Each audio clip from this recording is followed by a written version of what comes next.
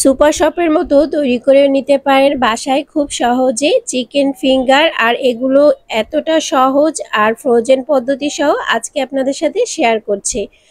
আর এটা তৈরি করা তো একদমই সহজ, কিন্তু বাচ্চারা ছোট বড় সবাই অনেক বেশি পছন্দ করবে। আর খেতে কিন্তু দারুণ লাগে, ক্রিস্পি আর ক্রাঞ্চি হয়, অনেক মজাদার হয়। চলে যাচ্ছি মূল পর্বে। প্রথমেই এই ফিঙ্গার তৈরি করার জন্য আমি এখানে বোনলেস চিকেন নিয়েছি। আপনারা এই বোনলেস চিকেনটা বাসায় তৈরি করে নিতে পারবেন, না হলে যেখান থেকে কিনে নিয়ে আসবেন সেখান থেকে আলাদা করে নিয়ে আসলেও কিন্তু হবে।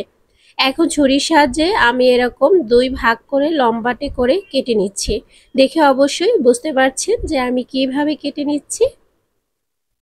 আর এভাবে করে একটু চিকন চিকন করে ফিঙ্গারের মতো করে কেটে নিতে হবে। চিকেনের বুকের অংশটাকে মাঝখান বরাবর ভাগ করে তারপর একটু পাতলা করে করে ফিঙ্গারের মতো করে কেটে নিতে হবে।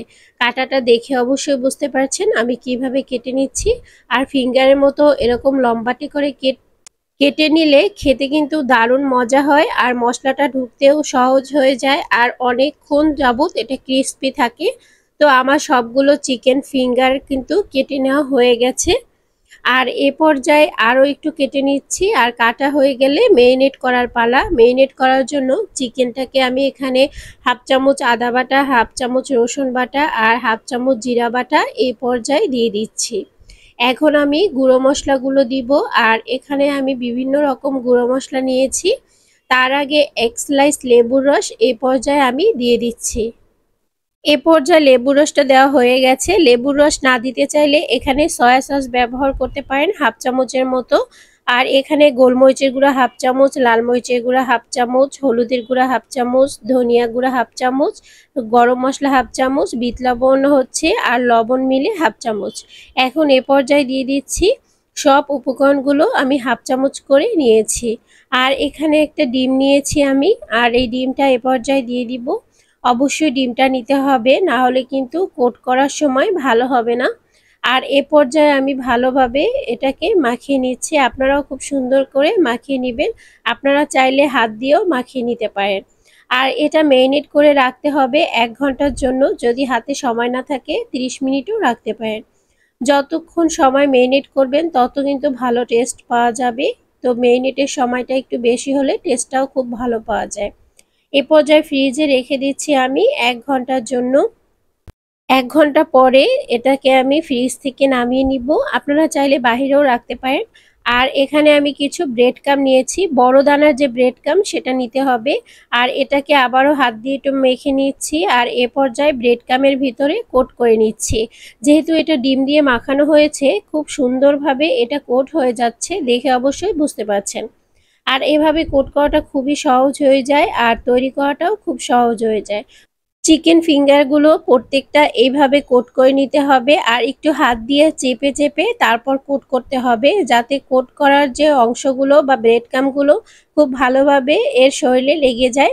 আর এটাকেও রেস্টে রেখে দিতে হবে 30 মিনিটের জন্য। হাতে সময় না থাকলে 10 মিনিট বা 15 মিনিটও রাখতে পারেন। এটা যদি একটু রেস্টে রাখা হয় তাহলে ব্রেড ক্রাম্বগুলো গায়ের সাথে ভালোভাবে লেগে থাকবে, পড়ে যাওয়ার সম্ভাবনা নেই।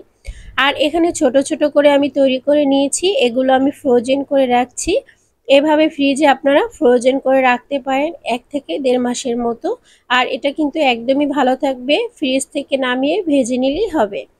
আমার তৈরি করা হয়ে গেছে সবগুলো। এখন ভেজে নেওয়ার জন্য তেল গরম করে নিয়েছি। আর এখন তেলের ভিতরে ফিঙ্গারগুলো দিয়ে দিচ্ছি।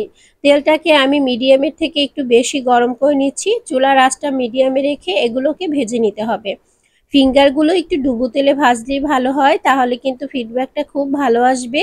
ভিতরে যে চিকেনটা আছে সেটা খুব ভালোভাবে ভাজা হবে। তো এখন এক সাইড একটু ভালোভাবে ভাজা হলে উল্টে দিচ্ছি। আর দেখে অবশ্যই বুঝতে পারছেন এর গায়ে যে ব্রেড ক্রাম্বগুলো লাগানো হয়েছিল একটাও কিন্তু খুলে যায়নি, ছড়ে পড়েনি। এজন্য এটাকে রেস্টে রাখতে হয়। আমি আবারও উল্টে পাল্টে ভালো করে ভেজে নিচ্ছি। দেখুন কি সুন্দর ফুলে উঠেছে, আর দেখতে খুবই ভালো লাগছে, আর খেতেও কিন্তু দারুণ মজা। তো বাসায় এটা তৈরি করে ফেলতে পারেন, আপনার ফ্যামিলির সাথে শেয়ার করতে পারেন। এগুলো এগুলো বাচ্চারা ছোট বড় সবাই অনেক বেশি পছন্দ করবে। তো কেমন লেগেছে আজকের রেসিপি অবশ্যই কমেন্ট সেকশনে জানাবেন। ভালো লাগলে লাইক শেয়ার কমেন্ট করবেন। আমার ভাজা কিন্তু হয়ে গেছে। এ পর্যায়ে আমি তুলে নিচ্ছি। আর দেখে অবশ্য বুঝতে পারছেন কতটা সুন্দর লাগছে। এ পর্যায়ে আমি উঠিয়ে নিচ্ছি আর সসের সাথে পরিবেশন করছি।